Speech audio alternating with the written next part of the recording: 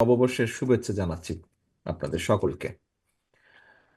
প্রিয় উপস্থিতি, সকল নেতৃবৃন্দ, প্রিয় উপস্থিতিবৃন্দ, আমরা আজকে এখানে একত্রিত হয়েছি সকলে আহ, আমাদের 31 দফা, যেটি আমরা দলের পক্ষ থেকে দেশের সামনে, দেশের মানুষের সামনে উপস্থাপন করেছি। আজকে আমরা এটি আলোচনা, এর মধ্যে আমরা দেশের ভেতরে বিভিন্ন পর্যায়ের নেতৃবৃন্দের সাথে, নেতাকর্মীর মধ্যে এটি আলোচনা করেছি। আমাদের বিভিন্ন পর্যায়ের ইউনিটের নেতাকর্মীবৃন্দ তাদের এলাকার মানুষের সাথে আলাপ করেছে। আজকে আমরা একটু ভিন্ন প্রেক্ষাপটে এটি আলোচনা করেছি। আপনারা যারা বিদেশে আমাদের নেতৃবৃন্দ আছেন, হয়তো আমরা সকলকে ইনক্লুড করতে পারিনি। আমরা আমাদের সাংগঠনিক স্ট্রাকচারের উপরে যারা নেতৃবৃন্দ আছেন, দায়িত্বপ্রাপ্ত যারা নেতৃবৃন্দ আছেন, আমরা আপনাদের সাথে এই বিষয়টি আজকে মত বিনিময় বা আলোচনা করেছি বা তুলে ধরেছি আপনাদের সামনে। হয়তো আপনারা এর মধ্যে দেখেছেন, শুনেছেন এই ব্যাপারে। বাট আজকে আমাদের তিনজন আলোচকবৃন্দ, ডক্টর পাভেল, জনাব জেবুল্লাহ সাহেব এবং ডক্টর আমিন, তিনজনে আপনাদের সামনে ভাগ ভাগ করে খুব সুন্দরভাবে পুরো জিনিসটা, ডিটেইলটা আপনাদের সামনে আলোচনা করেছে। আমি ধরে নিচ্ছি যে যার ফলশ্রুতিতে আপনাদের কাছে অনেক বিষয় অনেক ক্লিয়ার হয়েছে। এখন দলের একজন সদস্য হিসাবে আপনাদের প্রতি অনুরোধ থাকবে যে আপনাদের কমিউনিটিতে আমাদের বাকি যে সকল নেতাকর্মী আছেন, যে সকল সমর্থন আছেন এবং যে সকল নিরপেক্ষ ব্যক্তি আছেন, দয়া করে আমাদের এই 31 দফার বিষয়গুলোকে, পয়েন্টগুলোকে আপনারা আপনাদের নিজেদের কাছে অনেক প্রশ্ন ছিল। আমাদের ঢাকা থেকে উপস্থিত তিনজন আলোচকবৃন্দ নিশ্চয়ই, আমি মনে করি যেভাবে ওনারা তুলে ধরেছেন, আপনাদের অনেক জিজ্ঞাসা ওনারা, প্রশ্নের উত্তর ওনারা নিশ্চয়ই ক্লিয়ার করতে সক্ষম হয়েছেন। এর বাইরেও অনেকে আপনারা প্রশ্ন করেছেন, যার কিছু কিছু আমিও আপনাদের সামনে তুলে ধরেছি উত্তরগুলো। অনেকটাই 100% না হলেও অধিকাংশ পার্সেন্টেজ আমি মনে করি অনেকাংশেই আপনাদের কাছে ক্লিয়ার হয়েছে। রাজনৈতিক দলের একজন সদস্য হিসাবে আপনারা দয়া করে এই বিষয়গুলো এখন তুলে ধরবেন। এখন উপস্থিতিবৃন্দ, যে 31 দফাটা কি, কেন? দেখুন, 31 দফার আরেকটু অংশ আগে, সেটি হচ্ছে যে ভিশন 2030। এটি 2016 সালে দেশনেত্রী খালেদা জিয়া উপস্থাপন করেছিলেন। পরবর্তীতে দেশের রাজনীতি পরিস্থিতি সবকিছুর বিবেচনায় বাংলাদেশ জাতীয়তাবাদী দল 27 দফা উপস্থাপন করে। তারও পরে প্রায় 1.5-2 বছর আগে, 2 থেকে 2.5 বছর আগে, আমরা 31 দফা উপস্থাপন করি জাতির সামনে। 31 দফা যে শুধু বিএনপির তা নয়। 31 দফার সাথে আমাদের সাথে আরও যে রাজনৈতিক দলগুলো যারা আমাদের সাথে রাজপথে থেকে আন্দোলন সংগ্রামে ছিলেন, তারাও তাদের চিন্তা ভাবনা দিয়েছেন। তাদের সকলের চিন্তা ভাবনার প্রতিশ্রুতি এবং সাথে আমাদেরও চিন্তার ফলশ্রুতি এই 31 দফা। সহকর্মীবৃন্দ,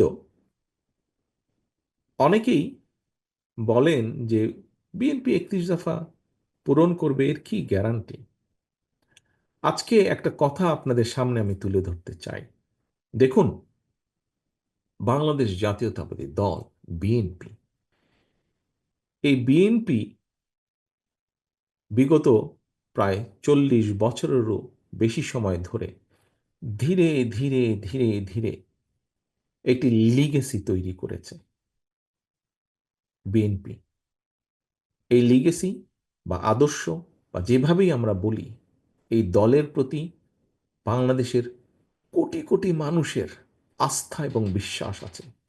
বাংলাদেশের কোটি কোটি মানুষ এই দলকে, এই দলের আদর্শকে বিশ্বাস করে। এই দলের লক্ষ্য উদ্দেশ্য বাস্তবায়ন করতে গিয়ে বাংলাদেশের এবং বিএনপির হাজারো নেতাকর্মী শহীদ হয়েছেন। হাজারো নেতাকর্মী গুম খুনের শিকার হয়েছে। লক্ষের উপরে মানুষ, এই দলের সমর্থক, এই দলের রাজপথের কর্মী, সক্রিয় কর্মী, লক্ষ লক্ষ মানুষ অত্যাচার, নির্যাতনের শিকার হয়েছে। আমরা যখন 31 দফা জাতির সামনে উপস্থাপন করি, তখন কিন্তু দেশে একটি ভয়াবহ অবস্থা, অত্যাচার নির্যাতনের একটি স্টিম রোলার। আমাদের দলের নেত্রী, দেশনেত্রী খালেদা জিয়া তখন জেলে বন্দী। আমাদের দলের মহাসচিব মির্জা ফখরুল ইসলাম আলমগীর জেলে বন্দী। আমাদের বহু নেতাকর্মী জেলে বন্দী। আমরা সেরকম একটি সময় 31 দফা উপস্থাপন করেছি।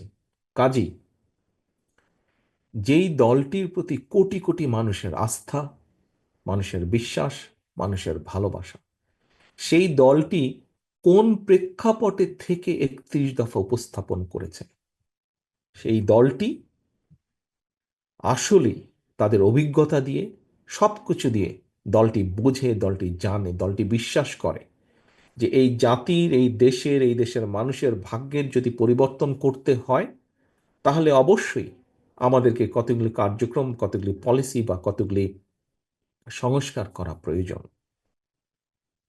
এই দেশে সংস্কার বলতে যা বোঝায়, একটি রাজনীতিতে, সমাজে সংস্কার বলতে যা বোঝায়, সেটি কিন্তু শুরু করেছিল বিএনপি। বাকশাল থেকে বহুদলীয় গণতন্ত্রের প্রবর্তন, এটি কি সংস্কার নয়? এটি তো বিএনপি করেছে। দুর্ভিক্ষ থেকে খাদ্য রফতানির দেশে পরিণত করা, অন্তত খাদ্য স্বয়ংসম্পূর্ণ করা কম বেশি, এটি কি সংস্কার নয়? খাল খননের মাধ্যমে কৃষকের জমিতে পানি পৌঁছে দেওয়া, এটি কি সংস্কার নয়?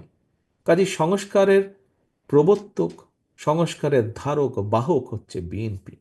দেশের নারী সমাজকে শিক্ষিত করার মাধ্যমে দেশের নারী সমাজকে দেশের উন্নয়নের সাথে একত্রীভূত করা, এটি কি সংস্কার নয়?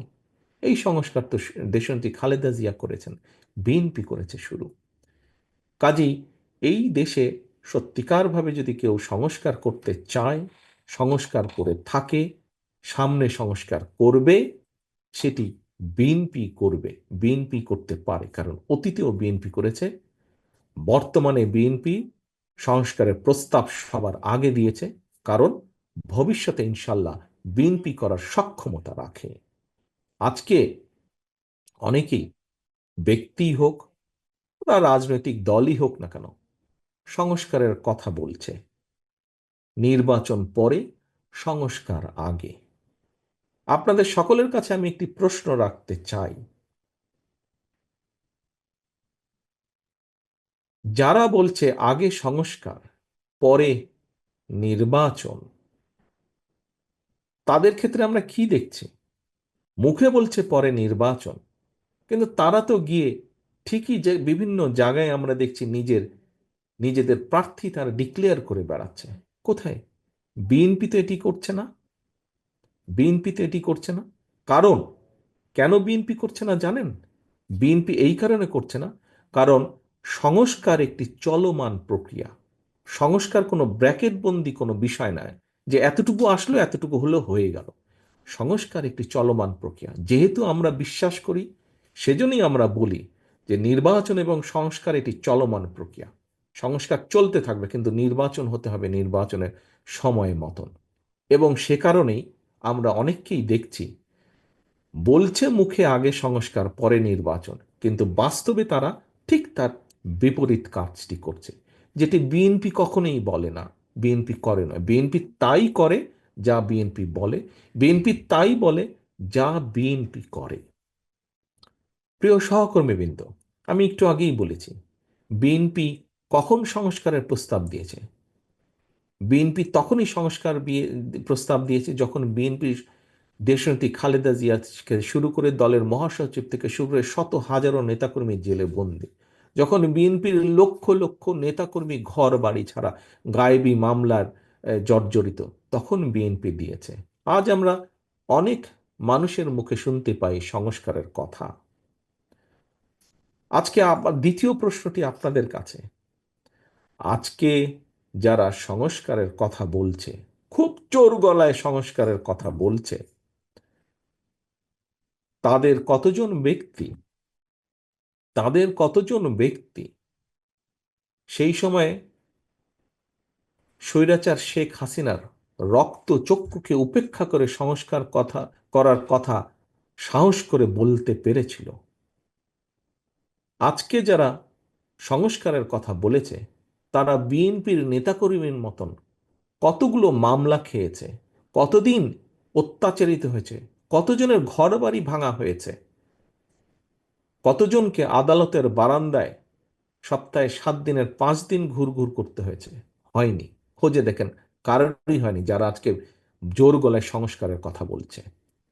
বিএনপি কেন সংস্কারের কথা বলছে? কারণ বিএনপি অভিজ্ঞতা আছে। সেটি বিএনপি সরকারে থাক, বিএনপি বিরোধী দলে থাক, বিএনপি সকল সময়ে জনগণের সাথে সম্পর্কিত। হতে পারে আমাদের বিভিন্ন সীমাবদ্ধতা আছে, কিন্তু আমরা সকল সময় চেষ্টা করি জনগণের সাথে থাকতে, জনগণকে সাথে রাখতে। সে কারণেই আমরা কষ্টের সময়, নির্যাতনের সময় আমরা সংস্কারের কথা বলেছি। কারণ আমাদের অভিজ্ঞতা দিয়ে, সব কিছু দিয়ে আমরা অনুধাবন করেছি, অনুভব করেছি যে এই দেশের মানুষের ভাগ্যের পরিবর্তন করতে হলে সংস্কারের প্রয়োজন আছে। ক্ষেত্র বিশেষে বিভিন্নভাবে সংস্কারের প্রয়োজন আছে। আর যারা শুধুমাত্র নিজেদের স্বার্থে রাজনীতি করে থাকে, দলীয় স্বার্থে হোক বা ব্যক্তি স্বার্থেই হোক রাজনীতি করে থাকে, তারাই মুখে একটা বলে, বাস্তবে কাজে তারা আরেকটা করে। মুখে বলে সংস্কারের কথা, সুসময়ে তারা সংস্কারের প্রস্তাব দেয়, কাজে তারা করে আরেকটা। প্রিয় সহকর্মীবৃন্দ, এটিই পার্থক্য অন্য রাজনৈতিক দলের সাথে বিএনপির। এখন আজকে আমরা প্রায় 4 ঘন্টা ধরে এখানে আলোচনা করেছি। আমরা আমাদের ফ্যামিলি কার্ড নিয়ে আলোচনা করেছি, আমরা আমাদের ফার্মার্স কার্ড নিয়ে আলোচনা করেছি, আমরা প্রাথমিক শিক্ষার ব্যাপারে কি করতে পারি, কি করব, আমরা আলোচনা করেছি। আমরা আলোচনা করেছি বাংলাদেশের পরিবেশ নিয়ে। এখানে একটি কথা আসেনি, আমি আপনাদের যারা পরিবেশ নিয়ে, বেশ কয়েকজন প্রশ্নদাতাকে আমি দেখেছি পরিবেশের ব্যাপারে আপনারা খুব আগ্রহ আছে। আমাদের পরিবেশের ব্যাপারে একটি পরিকল্পনা আছে। আমাদের পরিকল্পনা আছে, কতটুকু পর্ব সেটি সময় পরিস্থিতি প্রেক্ষাপট বলে দিবে। আমরা পরিবেশ, বাংলাদেশের এই পরিবেশের একটি অন্য বিষয়, সেটি হচ্ছে বৃক্ষরোপণ। আমাদের পরিকল্পনা আছে 5 বছরে 50 কোটি বৃক্ষরোপণ করা যাবে। সেই ব্যাপারে আমরা কাজও করছি। এর মধ্যে যে কোথায় কোন গাছ কোন সয়েলের সাথে, কোন বাংলাদেশের টেকনাফে কি গাছ লাগানো যায়, বাংলাদেশের তেঁতুলিয়াতে কি গাছ লাগানো যায়। কারণ টেকনাফের গাছ তেঁতুলিয়া, তেঁতুলিয়ার গাছ টেকনাফে লাগালে হবে। আমরা আলোচনা করেছি যে কিভাবে আমরা দেশের শিল্প গড়ে তুলব।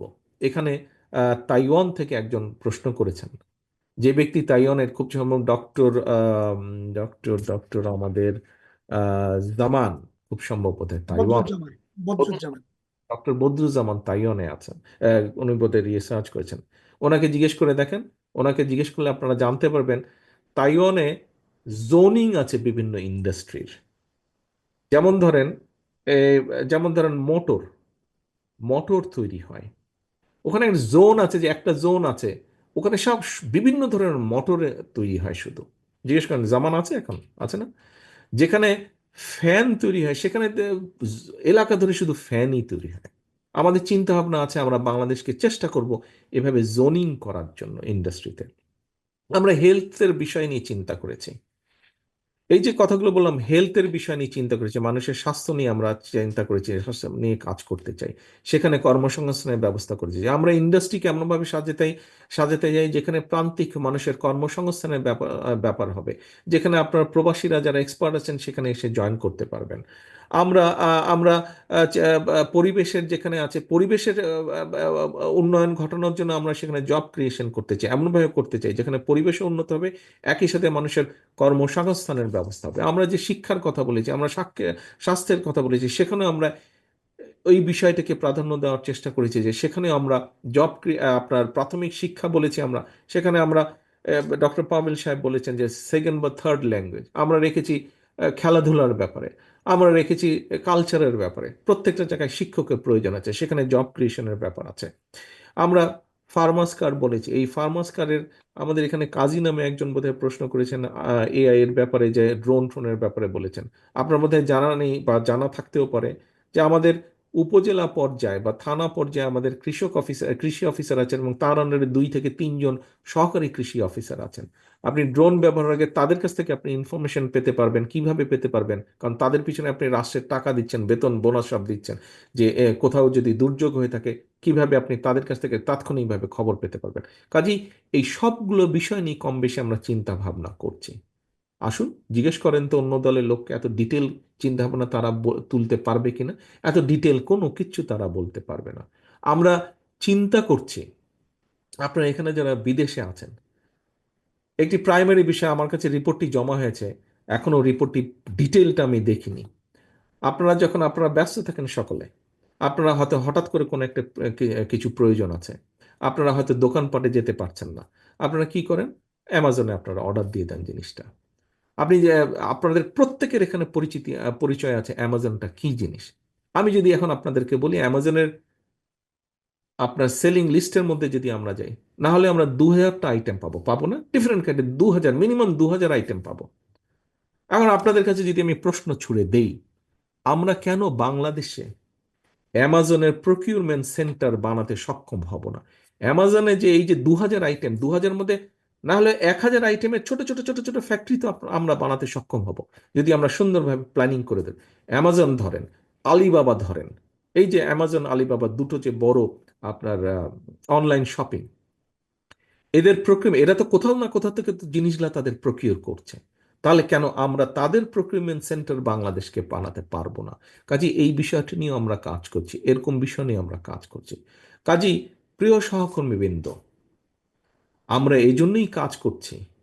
বাংলাদেশ জাতীয়তাবাদী দল, আপনার প্রিয় দল, এই জন্যই কাজ করছে, কারণ এই দলটি এই দেশের মানুষের মনের মধ্যে গাঁথা, এই দলের শেকড় এই দেশের মাটির মধ্যে গাঁথা। সেজন্যই এই দলটি যখন নির্যাতিত থাকে, এই দলটি ভীষণভাবে যখন নির্যাতিত থাকে, সেই সময় এই দলটি দেশ এবং দেশের মানুষের কথা চিন্তা করে। এবং সেই সময় আপনি যখন কষ্ট থেকে কিছু করবেন, কষ্ট দিয়ে কিছু করবেন, কষ্টের ভিতর থেকে যখন আপনি কোনো কিছু তৈরি করবেন, সেটিই হবে প্রকৃত বিষয়, প্রকৃত জিনিস। আজকে আমরা দেখছি অনেকে অনেক সংস্কারের কথা বলছেন, উই ওয়েলকাম দ্যাট। বাট এরা কখন সংস্কারের কথা বলছে, এরা কোন পরিস্থিতিতে সংস্কারের কথা বলছে? বিএনপির প্রতিটি দেশনেত্রী খালেদা জিয়া থেকে শুরু করে আমার গ্রামের শেষ কর্মীটি অত্যাচারিত, নির্যাতিত, নির্যাতিত অবস্থায় তারা সংস্কারের কথা বলছে। আর আজকে যারা সংস্কারের কথা বলছে, বড় বড় জায়গায় বসে, এয়ার কন্ডিশনের ভিতরে বসে, বড় বড় দামি দামি অফিসে বসে তারা সংস্কারের কথা বলছে। আজকে যারা সংস্কারের কথা বলছে, এরা সুবিধা প্রাপ্ত হয়ে, অর্থাৎ সরকার তাদেরকে গাড়ি দিচ্ছে, তাদেরকে বেতন বোনাস ভাতা দিয়ে দিচ্ছে, তারপরে তারা বসে বসে সংস্কারের কথা বলছে। বিএনপি এসব সুবিধার মধ্যে থেকে সংস্কারের কথা বলেনি। বিএনপি যখন সংস্কারের কথা বলছে, তখন বিএনপি রাজপথে স্বৈরাচারের সাথে যুদ্ধ করছে একদিকে, আন্দোলন করছে একদিকে, আর আরেক দিকে বিএনপি দেশ গঠনের কথা চিন্তা করছে। প্রিয় সহকর্মীবৃন্দ, আপনি সেরকম একজন গর্বিত সৈনিক বা গর্বিত কর্মী আপনি, এবং সেই রকম একটি গর্বিত রাজনৈতিক দলের কর্মী আপনি। হতে পারে আমাদের ভুল ত্রুটি আছে, হতে পারে আমাদের সীমাবদ্ধতা আছে, হতে পারে আমাদের মধ্যে কেউ কেউ কোনো কোনো অনৈতিক কাজের সাথে জড়িত, কিন্তু আমাদের সবচেয়ে বড় ক্রেডিট হচ্ছে, কেউ যদি অন্যায় করে থাকে আমরা কোনো ডিনাইলের মধ্যে নেই। আমরা এখনো দেখছি, কারণ নাম বলবো না, অনেক রাজনৈতিক দল আছে, তাদের বিভিন্ন জনের বিভিন্ন বিষয়ের খবর তাদের সদস্যদের আপনারা দেখছেন আকাশে বাতাসে, অনেক কান পাতলে আমরা শুনতে পাচ্ছি। বাট কাউকে কি দেখেছেন যারা অন্যায় করেছে অন্যায়কারীর বিরুদ্ধে ব্যবস্থা নিতে? তারা তাদের সদস্য, অন্যায়কারী সদস্যের বিরুদ্ধে ব্যবস্থা নেয়নি। বাট আপনার দল বিএনপি অন্যায়কারীর বিরুদ্ধে, যারা দলের ভিতরে থেকে অন্যায় করছে, যেটা সামনে আসছে আমরা চেষ্টা করছি ব্যবস্থা গ্রহণ করতে, অর্থাৎ আমরা ডিনায়ালে নেই। কারণ আমরা বলেছি, অন্যায়কারী কোনো দলের সদস্য হতে পারে না। অন্যায়কারীর পরিচয় সে অন্যায়কারী, কাজেই ওটিই তার পরিচয়। অন্যায়কারীর সাথে আমরা সম্পর্ক রাখতে চাই না, আমরা সামনে এগোতে চাই।